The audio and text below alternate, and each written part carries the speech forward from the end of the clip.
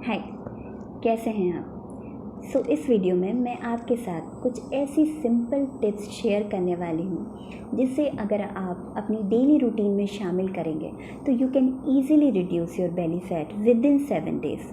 Belly fat reduce करना बहुत easy है, बस कुछ ऐसी मिस्टेक्स जो हम हमेशा करते हैं उसे हमें अवॉइड करना पड़ेगा और कुछ इम्पॉर्टेंट चीज़ें हैं जो बेली फैट रिड्यूस करने में हमारी मदद करेंगी, उसे हमें शुरू करना पड़ेगा। एक कॉन्सेप्ट समझने की कोशिश करते हैं। हम रोज़ खाना बनाते हैं, वो खाना खाने के बाद जो बचा हुआ खाना है वो हम कहाँ स्टोर करते हैं? वो बचा हुआ खाना हम अपने फ्रिज में रखते हैं। क्या हो अगर वो फ्रिज हम खाली ही ना करें तो वो फ्रिज ओवरलोड हो जाएगा। वैसा ही कुछ हमारी बॉडी के साथ होता है। जब हम कुछ ऐसी चीज़ें खाते हैं जो अनवांटेड हैं, जो अनहेल्दी हैं, जो जंक फूड हैं, ऐसी चीज़ें जब हम खाते हैं तो बॉडी जितना उसको यूटिलाइज़ करना होता है वो यूटिलाइज़ कर लेती है और बाकी का जो खाना होता है वो कहीं स्टोर करके रखती है। वो फैट में कन्वर्ट होता है और वो फैट वो स्टोर करती है अपने स्टोरेज एरिया में। बहुत से लोगों के लिए वो स्टोरेज एरिया थाइज़ है, बहुत से लोगों के लिए वो स्टोरेज एरिया उनकी हिप्स है, बहुत से लोगों के लिए, या आप कह सकते हैं मैक्सिमम लोगों के लिए वो स्टोरेज एरिया उनका बेली है। क्योंकि बेली की जो मसल्स होती हैं वो बहुत ही फ्लेक्सिबल होती हैं, वो बहुत ईजीली स्ट्रेच हो जाती हैं, इसलिए बॉडी मैक्सिमम खाना या फैट जो स्टोर करता है वो आपकी बेली में स्टोर करता है। तो इस एक्स्ट्रा फैट को रिड्यूस कैसे करें? नंबर 1, आपको अपना ऑयल और फैट इंटेक चेक करना पड़ेगा। अगर आप गलत तरीके का ऑयल या फैट खा रहे हैं तो उसे आपको चेंज करना पड़ेगा। उसमें भी सबसे नंबर 1 आता है रिफ़ाइंड ऑयल। बहुत से लोग रिफ़ाइंड ऑयल का यूज़ करते हैं जो कि बिल्कुल भी गलत है। आप कभी भी रिफ़ाइंड ऑयल का यूज़ मत कीजिए, क्योंकि ये कभी भी आपके फ़ैट को कम होने ही नहीं देगा। उसकी जगह आप अनरिफाइंड ऑयल का यूज़ कर सकते हैं। जैसे आप कच्ची घानी का तेल यूज़ कर सकते हैं, ऑलिव ऑयल यूज़ कर सकते हैं, तिल का तेल, सरसों का तेल, कोकोनट ऑयल आप यूज़ कर सकते हैं। ये सब अनरिफाइंड ऑयल हैं। आप ट्राई कीजिए आप इनका अनप्रोसेस्ड फॉर्म यूज़ करें। और दूसरा बात आप ये देखिए कि आपके एरिया में कौन सा ऑयल है जो कुकिंग के लिए यूज़ होता है, आप उसको ट्राई करें यूज़ करने का। और आप ये भी चेक कर सकते हैं कि आपकी दादी नानी कौन से ऑयल में कुकिंग करती थी, वो उसका अनप्रोसेस्ड फॉर्म आप यूज़ कर सकते हैं अपनी कुकिंग के लिए।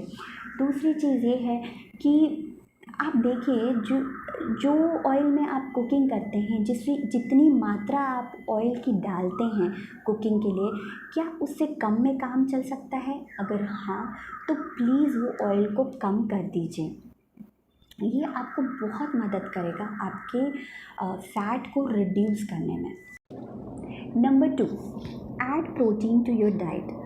प्रोटीन ऐड करना अपनी डाइट में क्यों इम्पॉर्टेंट है? क्योंकि जब हम प्रोटीन ऐड करते हैं अपनी डाइट में तो हमारी बॉडी से एक सटाइटी नाम का हार्मोन होता है, वो रिलीज़ होता है, PYY पेप्टाइड। ये हार्मोन क्या करता है कि हमें भरा भरा महसूस कराता, मीन्स हमें भूख नहीं लगेगी, हमारा पेट भरा भरा सा लगेगा।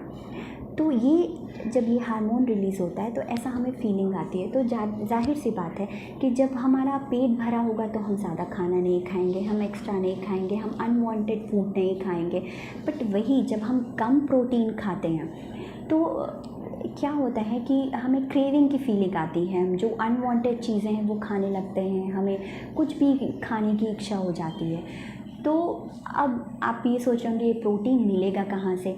तो ये प्रोटीन आपको ईज़िली अवेलेबल हो सकता है। आप पनीर खा सकते हो, दाल है, बहुत सी फलियां हैं, राजमा, छोला, मूंग, सोयाबीन एक बेस्ट सोर्स है प्रोटीन का। Number 3, add more fibre to your diet.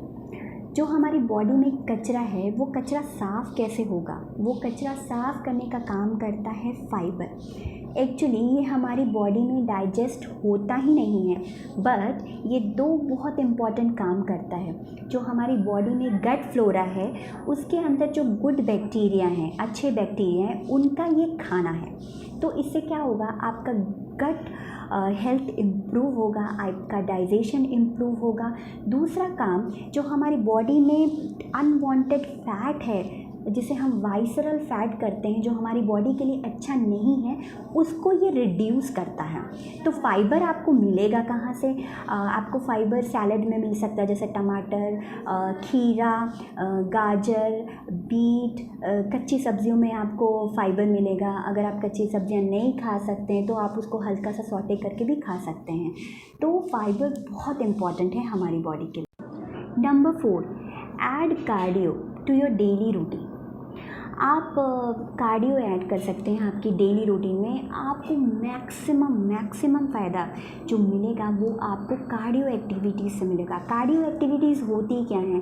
जिसमें आपकी सांस फूलती है, जिसमें आपको ज़्यादा ऑक्सीजन की ज़रूरत पड़ती है, वो कार्डियो एक्टिविटीज़ होती हैं। जैसे आप कार्डियो एक्टिविटीज़ में आप रनिंग कर सकते हैं, जॉगिंग कर सकते हैं, आप स्विमिंग कर सकते हैं, आप कोई भी स्पोर्ट्स खेल सकते हैं, आप साइकिलिंग कर सकते हैं, आप एरोबिक्स कर सकते हैं। ये सारी कार्डियो एक्टिविटीज़ होती हैं। इसमें क्या होता है, हमारी सांस फूलती है। इसमें सांस फूलती है मीन्स हमारे लंग्स को ज़्यादा ऑक्सीजन की ज़रूरत पड़ती है।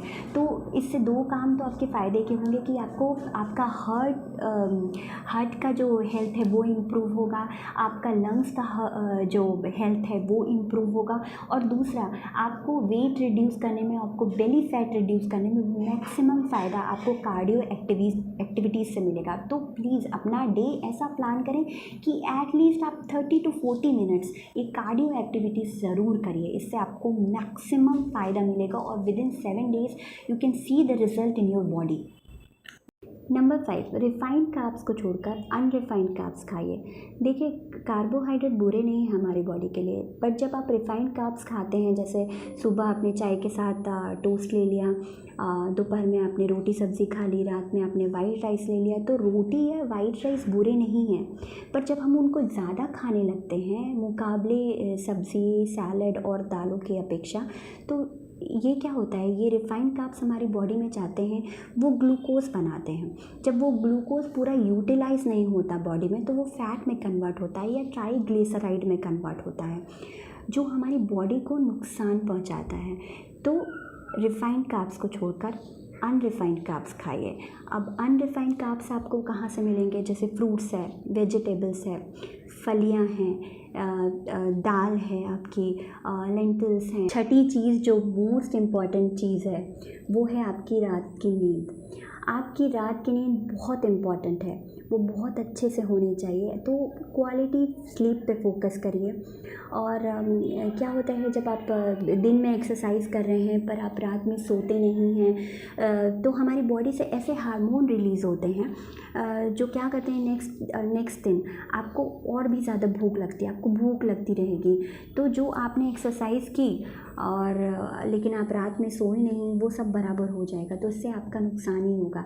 तो आप फोकस कीजिए कि आप क्वालिटी स्लीप लीजिए और सोने से 1 घंटा पहले मोबाइल, लैपटॉप, इलेक्ट्रॉनिक डिवाइसेस से और विचारों से दूर रहें।